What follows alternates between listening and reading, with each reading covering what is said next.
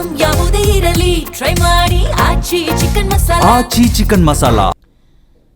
ರಾಜ್ಯಸಭೆ ಮತ್ತು ಪರಿಷತ್ ಸ್ಥಾನಗಳಿಗೆ ಹೆಸರು ಘೋಷಣೆ ವಿಚಾರಕ್ಕೆ ಸಂಬಂಧಪಟ್ಟಂತೆ ಬಿಜೆಪಿ ರಾಜ್ಯಾಧ್ಯಕ್ಷ ಬಿವೈ ವಿಜಯೇಂದ್ರ ಪ್ರತಿಕ್ರಿಯೆಯನ್ನು ಕೊಟ್ಟಿದ್ದಾರೆ. ಹೌದು, ರಾಜ್ಯಸಭೆ ವಿಚಾರಕ್ಕೆ ಸಂಬಂಧಪಟ್ಟಂತೆ ಮಾತನಾಡಿರೋ ಅವರು ದೇವೇಗೌಡರ ಹೆಸರು ಪ್ರಸ್ತಾಪವಾಗಿರಲಿಲ್ಲ, ಸುಮಲತಾ ಅವರ ಹೆಸರು ಪ್ರಸ್ತಾಪ ಬಂದಿತ್ತು ಅನ್ನುವಂಥ ವಿಚಾರವನ್ನು ಸ್ಪಷ್ಟಪಡಿಸಿದ್ದಾರೆ. ಇನ್ನು ಪರಿಷತ್ ಸ್ಥಾನಗಳಿಗೆ ಸಂಬಂಧಪಟ್ಟಂತೆ ಕೂಡ ಪ್ರತಿಕ್ರಿಯೆಯನ್ನು ಕೊಟ್ಟಿರುವಂತಹ ಬಿವೈ ವಿಜಯೇಂದ್ರ ರಘು ಕೌಟಿಲ್ಯ ಹಾಗೆಯೇ ಲಿಂಗರಾಜ್ ಪಾಟೀಲ್ ಅವರ ಹೆಸರು ಫೈನಲ್ ಆಗಿದೆ ಅಂತ ಹೇಳಿದ್ದಾರೆ. ಇನ್ನು ಮಡಿವಾಳ ಸಮುದಾಯದ ರಘು ಕೌಟಿಲ್ಯ ಅವರನ್ನು ಆಯ್ಕೆ ಮಾಡಲಾಗಿದೆ ಅನ್ನುವಂಥ ಸ್ಪಷ್ಟನೆಯನ್ನು ಈ ಸಂದರ್ಭದಲ್ಲಿ ನೀಡಿದ್ದಾರೆ. ಹೌದು, ರಾಜ್ಯಸಭೆ ಮತ್ತು ಪರಿಷತ್ ಸ್ಥಾನಗಳಿಗೆ ಸಂಬಂಧಪಟ್ಟಂತೆ ಪ್ರತಿಕ್ರಿಯೆಯನ್ನು ಕೊಟ್ಟಿರುವಂತಹ ಬಿವೈ ವಿಜಯೇಂದ್ರ ರಾಜ್ಯಸಭೆ ಮತ್ತು ವಿಧಾನ ಪರಿಷತ್ ಸ್ಥಾನಗಳಿಗೆ ವರಿಷ್ಠರು ಹೆಸರನ್ನು ಘೋಷಣೆ ಮಾಡಿದ್ದಾರೆ. ಹೈಕಮಾಂಡ್ನ ತೀರ್ಮಾನ ಅಂತಿಮ ಅನ್ನೋದನ್ನು ಸ್ಪಷ್ಟಪಡಿಸಿದ್ದಾರೆ.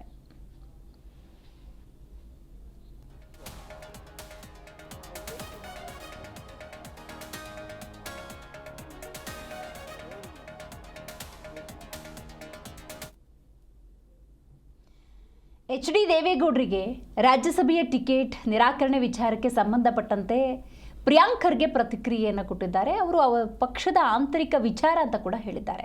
ಅವರ ಪಕ್ಷದವರು ಯಾರಿಗೆ ಟಿಕೆಟ್ ಕೊಡ್ತಾರೆ ಅನ್ನೋದು ನಮಗೆ ಹೇಗೆ ತಿಳಿಯುತ್ತೆ ಅನ್ನೋದನ್ನು ಕೂಡ ಹೇಳಿದ್ದಾರೆ.